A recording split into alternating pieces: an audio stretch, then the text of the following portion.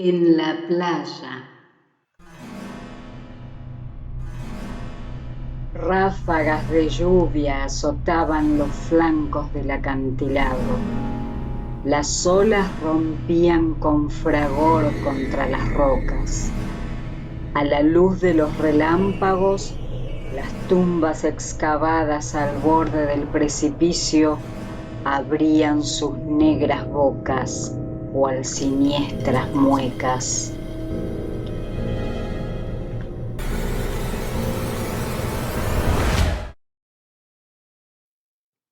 El hombre se estremeció de frío. Había conseguido romper sus cadenas, pero estaba herido. En aquella caverna que le servía de refugio, sintió como nunca el dolor de su soledad. ¿Por qué estaba allí?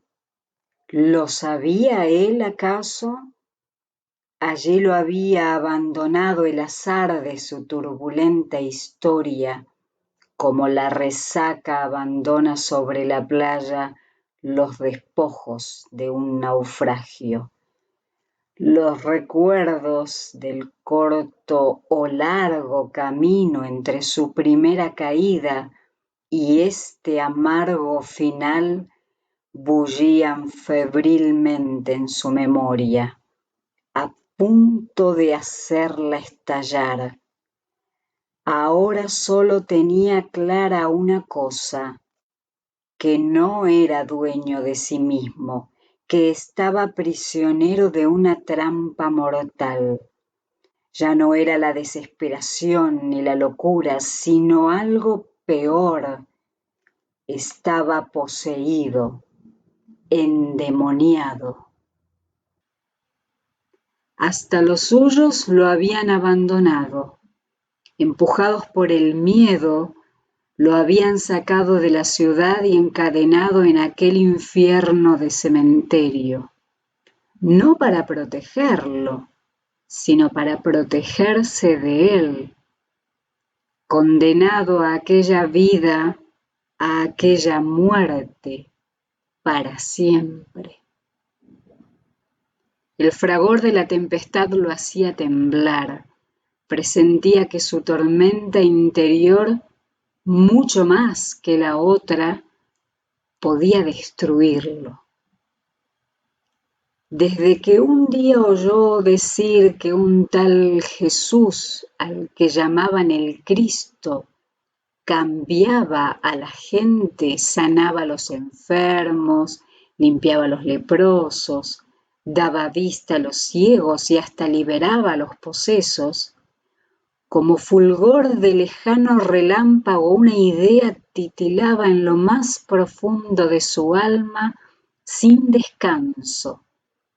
Quiero salir de aquí, quiero ser libre. Pero algo interrumpe de golpe sus recuerdos. Ha dejado de llover. El viento ha cesado. Las nubes se apartan. Sobre el lago súbitamente en calma se reflejan con tembloroso brillo de plata los últimos rayos de la luna. A lo lejos se recorta la silueta de una barca que se acerca. Y el gadareno se siente invadido por una ansia indefinible de paz.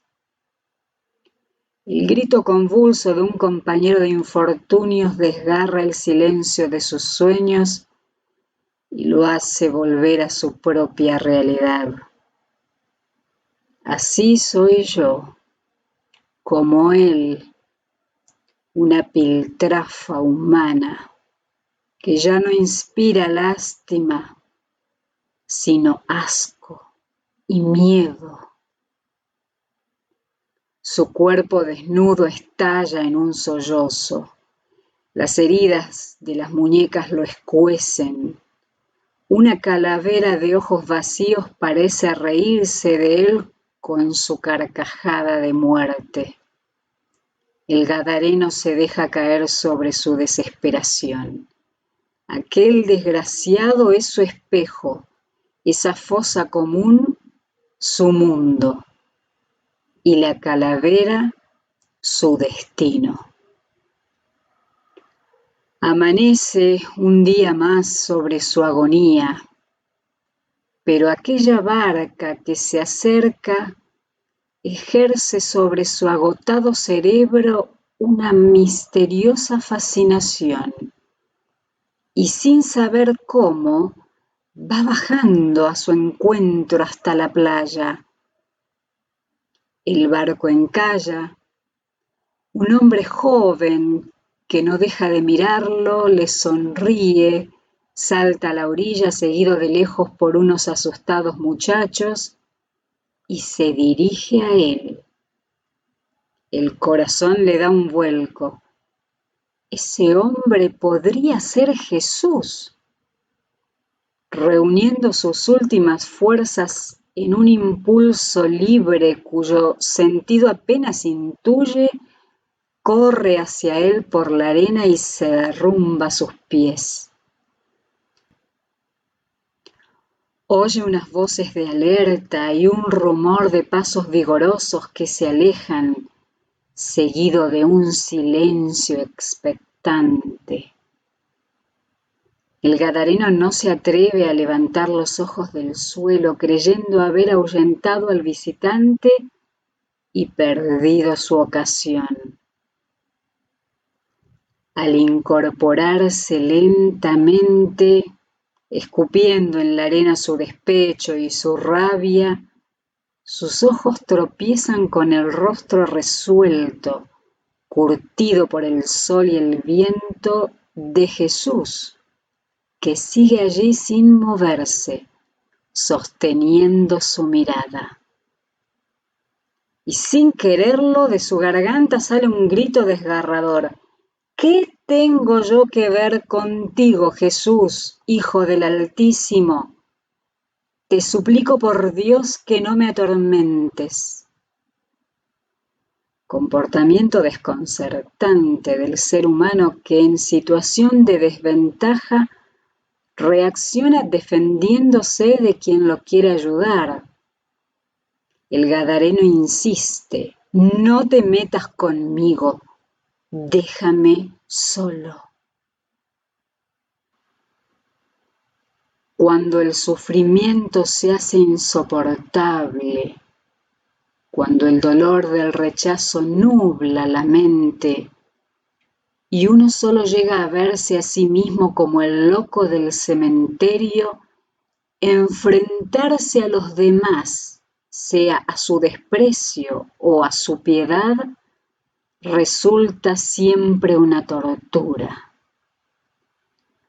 Sin embargo, quien ha hecho frente a la tempestad esa misma noche y tantas veces a Satanás en persona, no teme a los endemoniados. El enviado de aquel que creó al hombre a su semejanza no retrocede ni un paso ante un ser tan alejado de la imagen de su creador. No solo no le teme, sino también lo humaniza, ignorando el aura satánica con que se rodea a los posesos. Lo trata simplemente como a un hombre que sufre. Tras sus palabras incontroladas y su gesto de repulsa, ahogado por la voz que lo rechaza, descubre un grito de socorro y traduce su "déjame solo" por un "ayúdame". ¿Cómo te llamas? Jesús quiere entrar en relación personal con el enfermo y busca su amistad. Su voz penetra como un rayo de esperanza en la mente extraviada del gadareno, que vagamente intuye estar ante quien puede librarlo de aquella situación. Pero cuando sus labios se abren para dar su nombre, sale de ellos otro rugido siniestro, Me llamo Legión, porque somos muchos. ¿Por qué esa extraña respuesta? En aquella sociedad, saber el nombre de una persona era tener de alguna manera acceso a ella. Por eso en los conjuros se creía imprescindible mencionar el nombre del demonio intruso para poder llevar a cabo su expulsión. La negativa del Gadareno a dar los nombres particulares de los espíritus que lo poseían puede entenderse como una bravuconería encaminada a impedir el exorcismo, o como una confesión desesperada de la enorme dificultad técnica que suponía llevarlo a cabo, al ser prácticamente imposible conocer la identidad de cada componente de aquella tan arrogante como endiablada compañía. Por otra parte, en aquellos tiempos Palestina estaba ocupada por las legiones romanas. La palabra legión, precisamente en latín en el texto original, evocando la sumisión a un poder extranjero cuya superioridad aplastante lo hacía invencible, definía mejor que ninguna la situación del Gadareno. En cualquier caso, Jesús comprende lo que necesita, aunque no lo pida. Con voz serena, llena de autoridad, ordena a la legión: sal de este hombre y déjalo en paz. Al leer este relato, me asombra constatar la diferencia que hay entre el Evangelio y lo que algunos han comprendido. De su formación religiosa muchos han deducido que Dios solo trata al hombre según su comportamiento. Si hace méritos, lo premia, y si no, lo castiga. Sin embargo, Jesús enseña que, independientemente de nuestra conducta, Dios no nos trata como merecemos, sino como necesitamos. De ahí que no siempre nos dé aquello que le pedimos. Creo que solo empecé a vislumbrar quién es Dios realmente en su relación con nosotros cuando descubrí que se lo podía definir como el que da vida a los muertos y llama a las cosas que no son como si fuesen.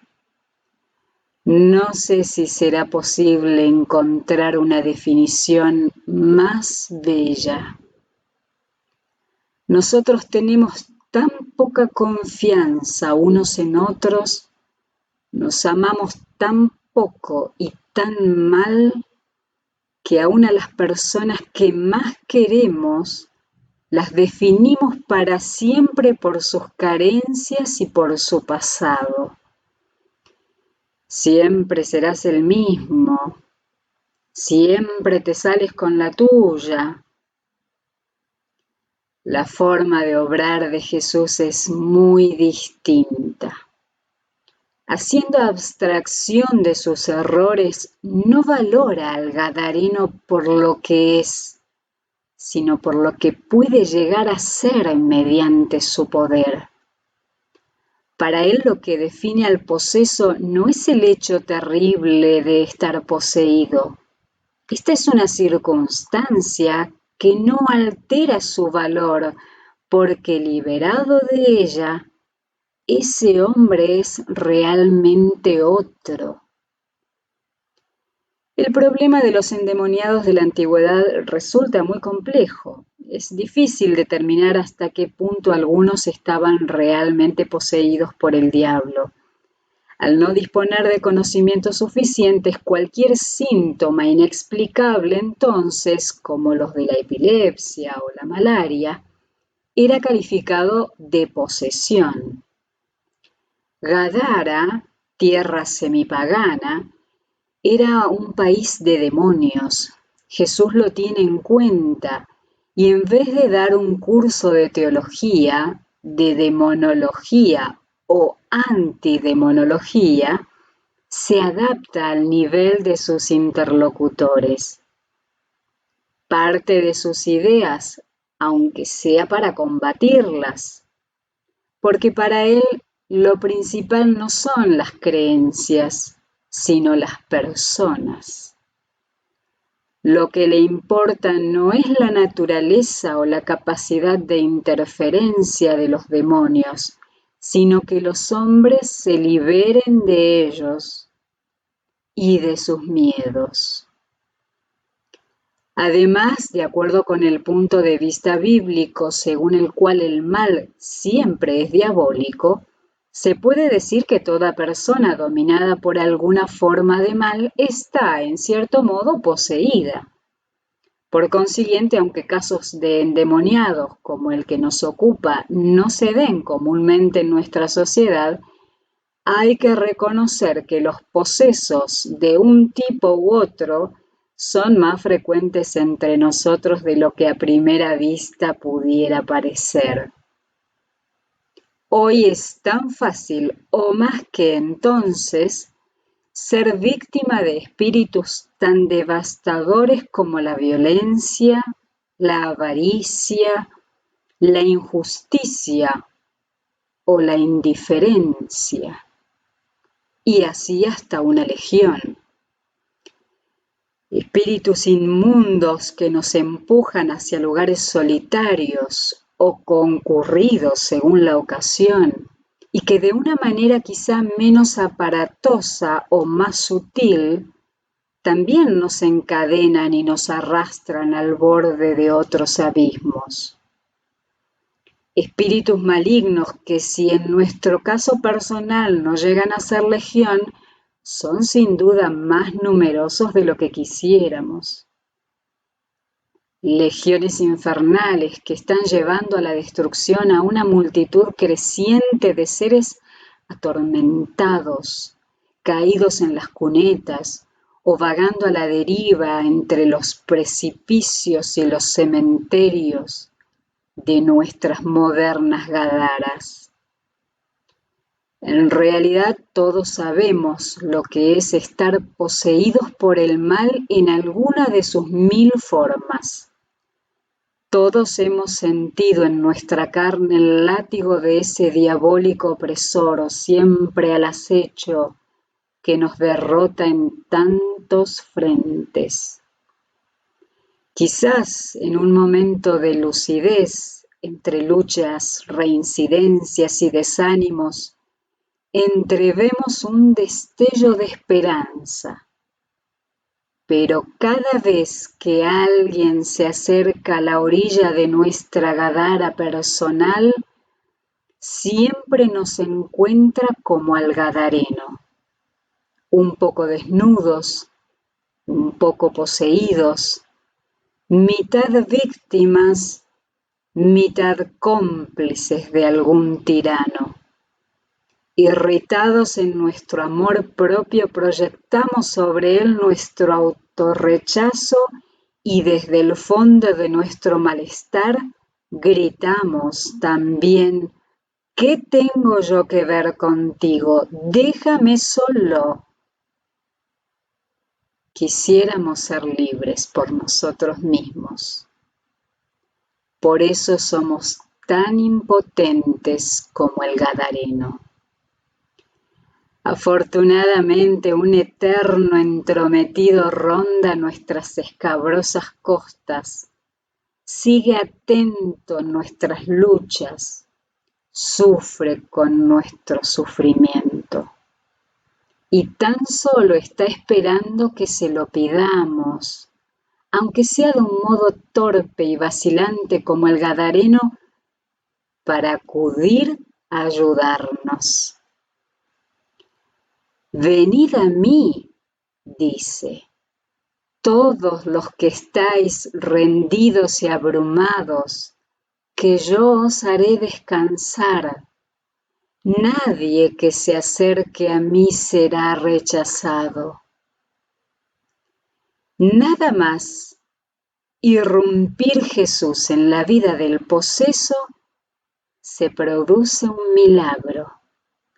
La imagen siguiente del relato es la de un hombre tranquilo, vestido, sentado a los pies de su nuevo maestro escuchando sus palabras. Un ser nuevo, transformado, porque donde está Dios no caben opresiones.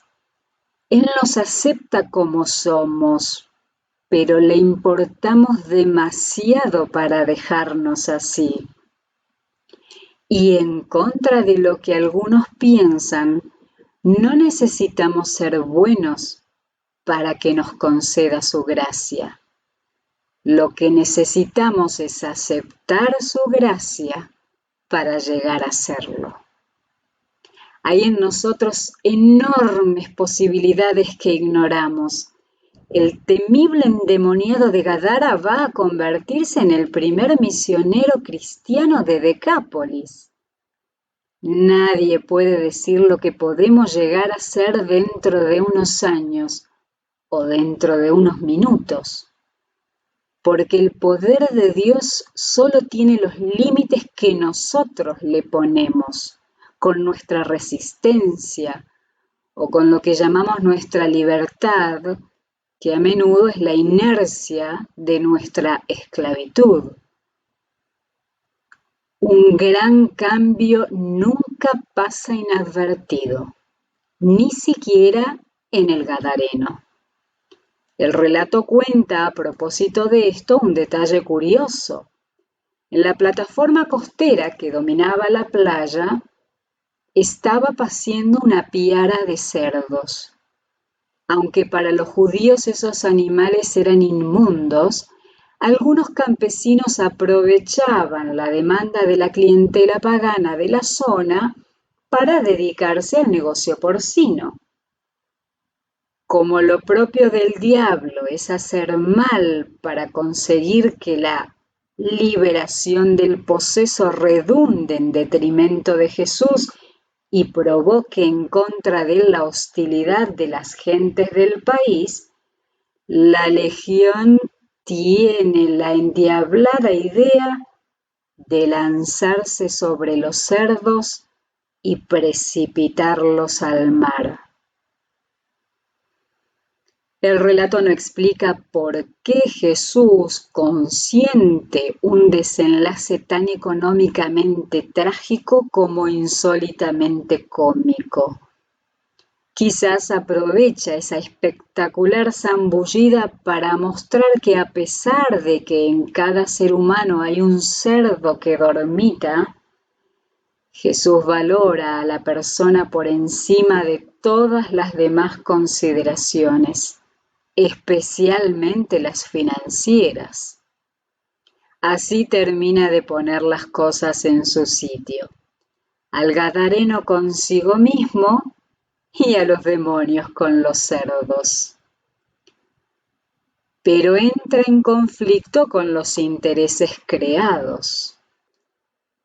Cuando los porquerizos ven lo ocurrido con su piara, no le piden a Jesús que sane a los demás enfermos de la región, sino que se marche cuanto antes de sus contornos. Los derechos económicos les interesan, de momento, más que los derechos humanos. Reacción muy generalizada. Cuando la creatividad divina empieza a irrumpir en nuestra vida y a transformarla, los que nos rodean lo notan. Sin embargo, no todos reaccionan bien. Por doloroso que resulte, lo habitual es que algunos reaccionen mal.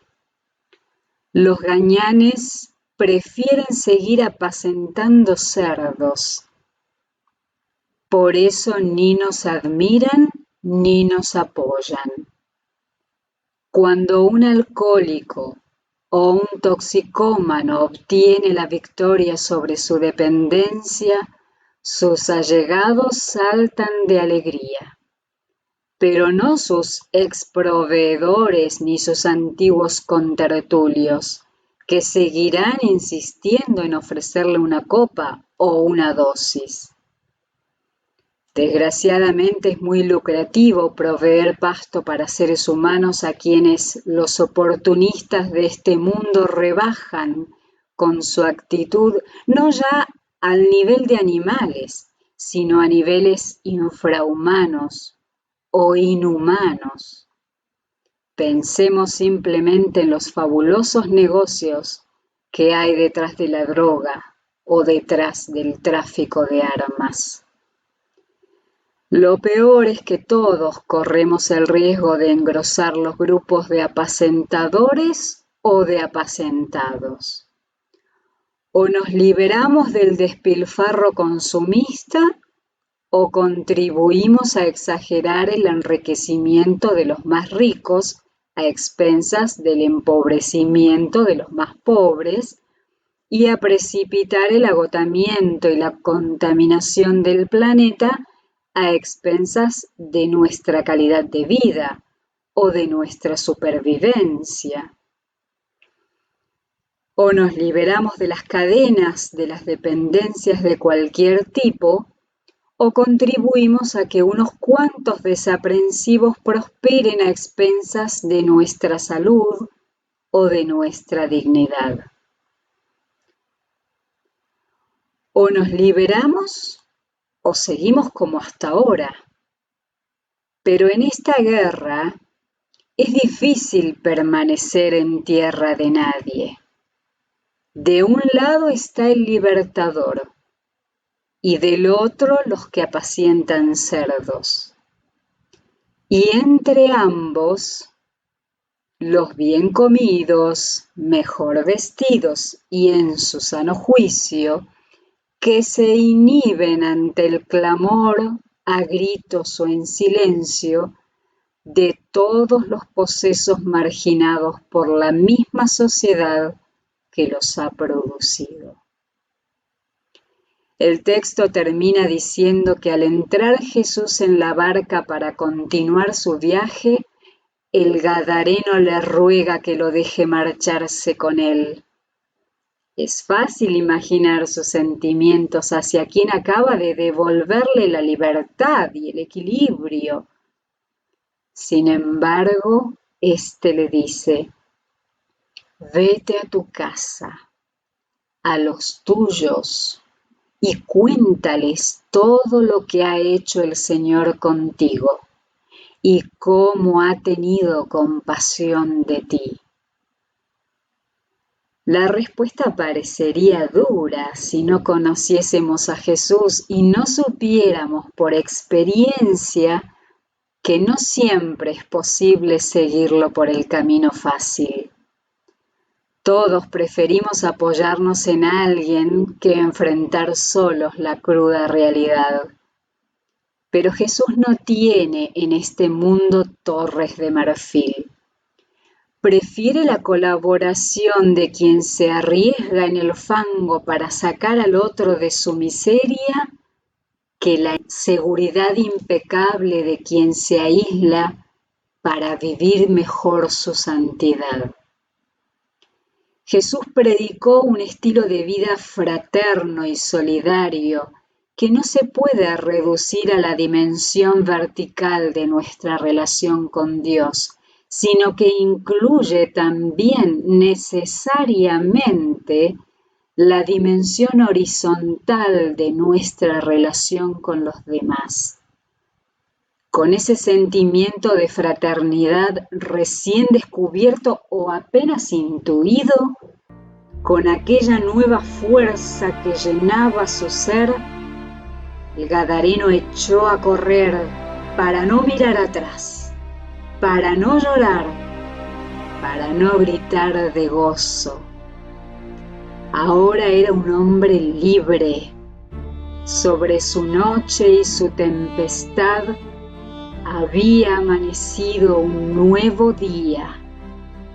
Ese Jesús que había irrumpido en su existencia aquella mañana y que ahora se despedía desde la barca, seguiría siempre inspirando su vida, porque estaba seguro de que aunque él hubiera sido el único loco, el único poseso del mundo, él habría venido a salvarlo.